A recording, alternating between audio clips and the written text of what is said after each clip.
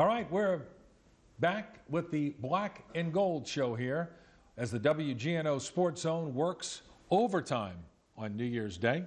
And it's going to be extremely interesting in the playoffs this week, 3:40 p.m. on Sunday. The Saints really the featured game against the Carolina Panthers.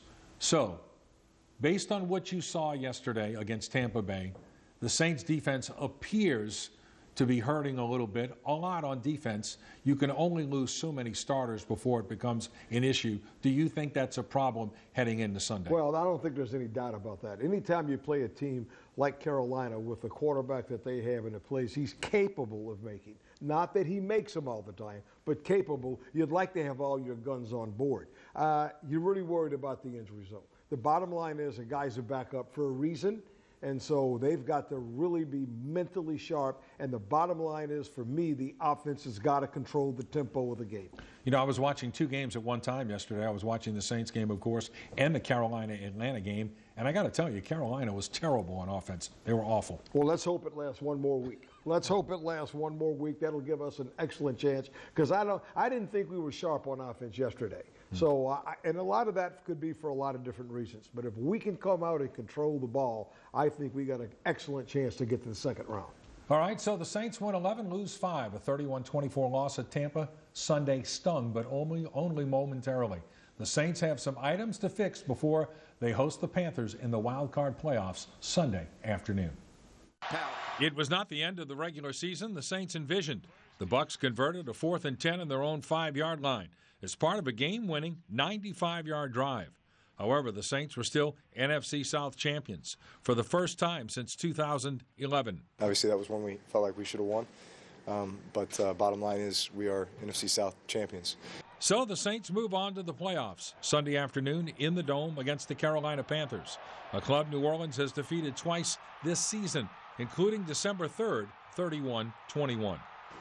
We've had our ups and downs at times. I think we've shown ourselves what is possible, you know. Obviously you play the regular season to give yourself an opportunity to get into the tournament. The Saints have much work to do to shore up a defense riddled by injury. The Bucs converted 13 of 18 on 3rd down. There's that element of, man, you know, you won the NFC South, and then there's that other element of we've got a lot of work to do here to get ready to play at our best starting next week at home. All right, my question to you is this. Week 16, giant sellout effort to beat Atlanta. The whole stadium was hyped. The team was hyped. You win by 10 at home on Christmas Eve.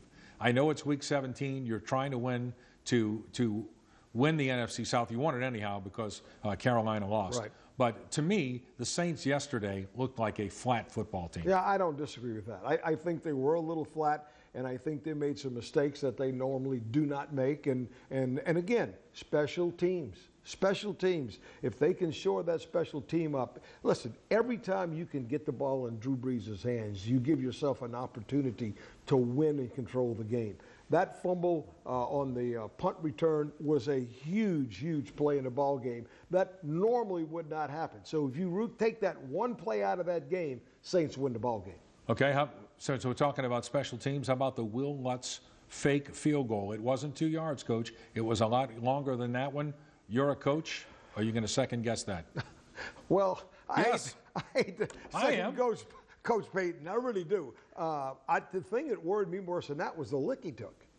He's a tough guy to get up from the lick. He might have been dinged, and then I don't know who would have kicked.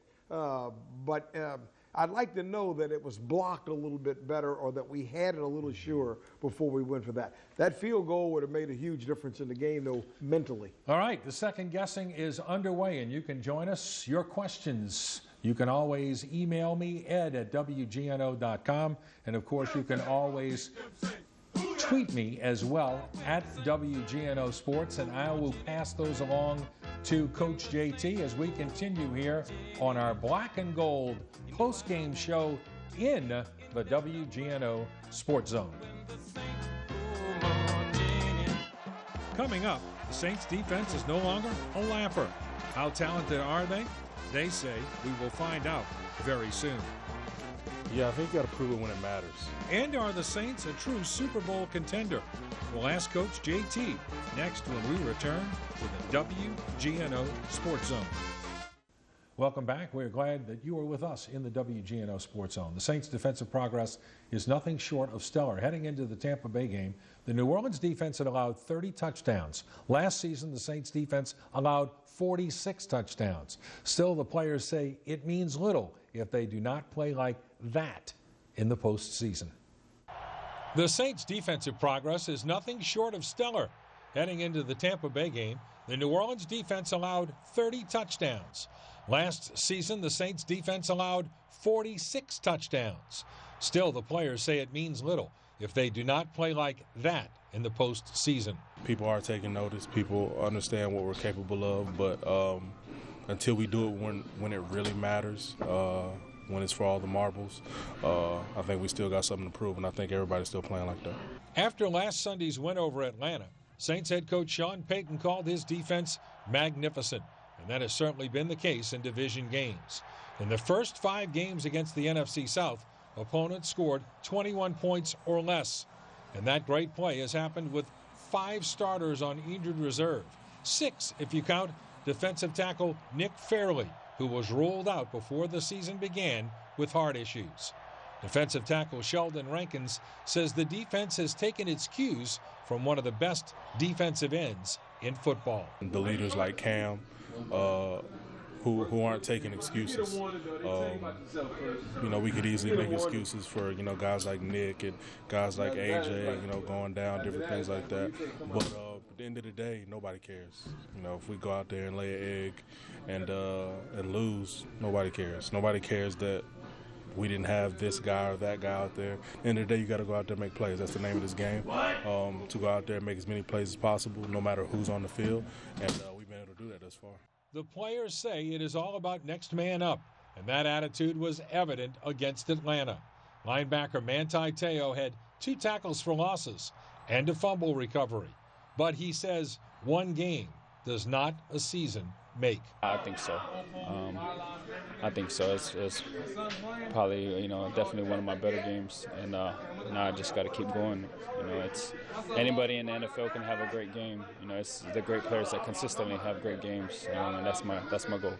Be it through free agency with Te'o, A.J. Klein, or Alex Okafor, or through the draft with cornerback Marshawn Lattimore, the Saints' defense is much more talented and deeper than a year ago, and the results on the field are a reflection.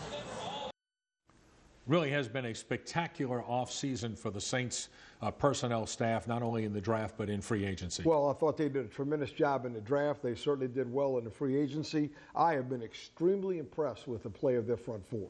I think Coach Nielsen, the new coach that was brought in from NC State, has done a tremendous job with the pass rush. And how you see that is in the depth that he's developed. You coach depth. You get players that are second-team players to play better than what they should play. And he has done that, and I think it's been evident on their football team. All right, if we were redrafting today, I doubt seriously that Marshawn Lattimore would be the 11th pick in the draft. He wouldn't be mine. That young man has made a difference in the coverage. He's made a difference because he is a shutdown corner. And, we hear that terminology all the time. Bottom line is there are very few of them floating around. He's one of them. Okay, defensively, how does Dennis Allen navigate all the issues that the Saints now have with injuries? What do you do there? Boy, it's tough. But I think what you've got to do is take less and try to be very efficient with what you're doing. And I think that's what he'll do. I think you'll see him away from exotic things. He's going to make tackles. He's going to try to keep the ball in front of him and make them earn it down the field. And when you're playing with backup people, you don't want to give up big plays. Cam Newton ran the ball the last time the Saints played. He did not really run the ball very much the first time they played, which I thought was a real difference in the game. However, Carolina looked terrible yesterday on offense. They really are a hot and cold team. Well, there's no doubt about that, and he's been that way his whole career. And so we hope, as I said before, that he has one more cold one. All right, let's see if he's got that in him on Saturday at 3:40 or Sunday at 3:40 at the Mercedes-Benz Superdome. The days are all kind of running together here. Back with more of the WGNO Sports Zone and our Black and Gold postgame special after this. Is he having his best season? And a look back at a heavenly 2017 regular season as we return to the WGNO Sports Zone. Saints defensive end Cam Jordan entered the final week of the season with 12 sacks. So a reporter asked, is this your best season? Your words, not mine. At the end of the day, I'm looking for the Super Bowl, so whatever gets me there. Jordan, a first-round pick in 2011, has 11 passes defensed, and against the Lions, scored his first NFL touchdown. All right, Cam Jordan is having a great year. He got the sack yesterday. He now has 13, which is a career high. And the thing that I'm noticing now more than ever, not only from Cam Jordan, but from the others in that front line, is get the hands up. Well, that's a coaching technique, and we've already talked about that with Coach Nielsen. The bottom line is it's an indicator. When that hand comes off the football, if you're in a position, get your hands up for the throw. They've made tremendous plays because of being able to block balls. To not only block it, but to get a touchdown is unbelievable. Especially when you realize at some point, maybe I can't get to the quarterback, but I can still affect the play, right? And they do affect the play. First of all, they affect the throwing lane, not only tipping the ball, but they affect the throwing lane and the vision of the quarterback, and it makes a huge difference.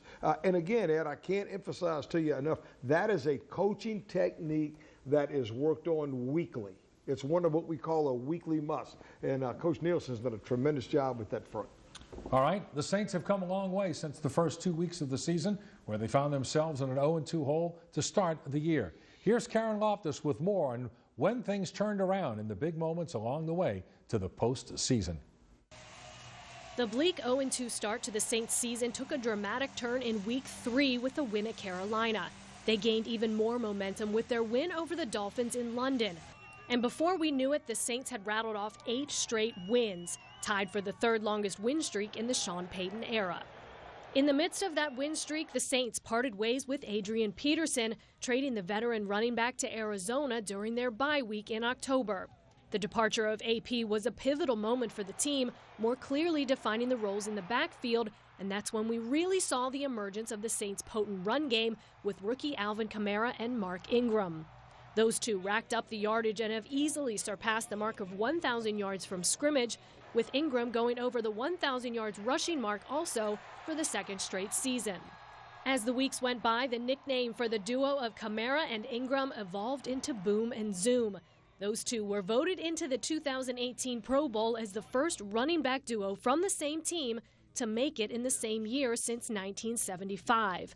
They were 2 of 6 Saints players selected to the All-Star roster, joined by Drew Brees, Cam Jordan, Michael Thomas, and Marshawn Lattimore. Brees, who was selected to the Pro Bowl for the 11th time, has continued to leave his name in the record books, this season becoming the fastest quarterback to surpass the 70,000-yard passing mark and is only the 3rd to ever do it. His main target this season has been Michael Thomas, who leads the team with more than 1,100 receiving yards. The other Saints rookie to make the Pro Bowl is Marshawn Lattimore, who's been a key part of the vastly improved defensive unit, leading the team with 5 interceptions through 15 games. The defensive improvements have also been evident in the pass rush, as the team sits atop the league in passes defended, most of those at the hands of Jordan. The Saints defensive end achieved his goal of a defensive triple-double with more than 10 sacks, tackles for a loss, and passes defended.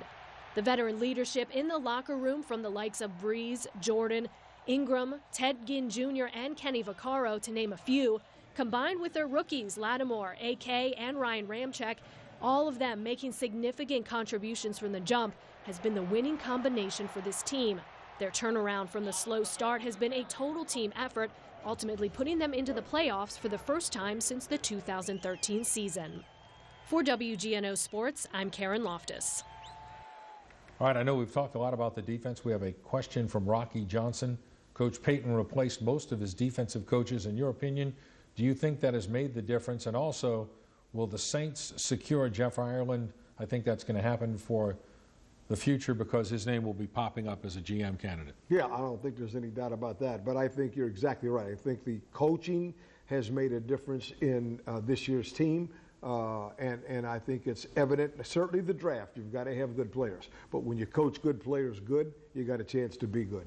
And all of a sudden, it's amazing. You get an influx of really good talent, and you go from 7 wins to 11, and really could have been 12. Anytime you win 4 more games in the NFL, that's a huge difference. That's a big difference, and people don't recognize how difficult that is to do. You know, the bottom line of this thing, Ed, is that it's like what we talk about on Friday Night Football. We are now into the 2nd season.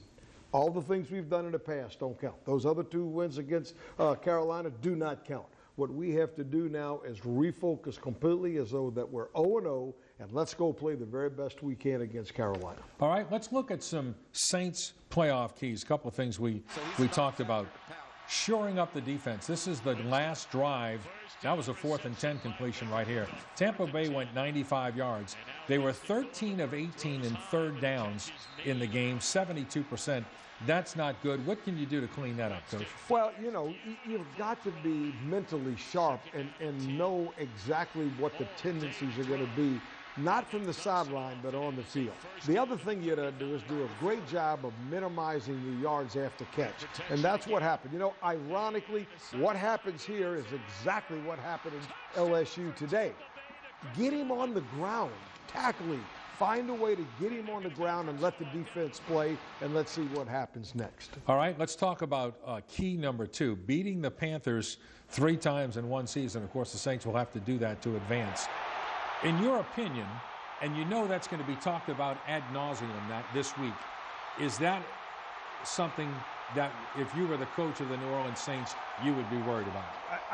I would tell them it's not relevant, because it's not relevant. What happened in the past does not count.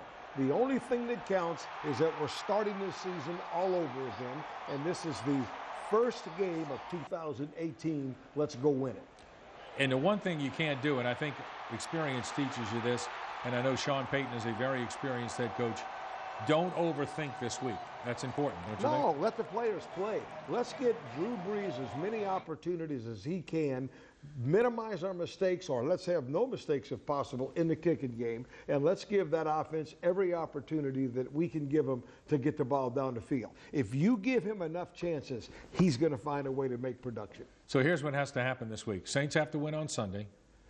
Rams have to win on Saturday, because if that happens, the Saints would go to Philadelphia to play the Eagles, and I'd much rather play the Eagles than without their quarterback than the Vikings with that defense in the dome. Anytime you can play a team without their quarterback, it's a bonus and a plus for you, no question. All right, we thank you, my friend, for being with us for an hour and a half on the WGNO Sports Zone. And reminder, the WGNO Sports Zone starts on Wednesday, January 10th. Have a great New Year.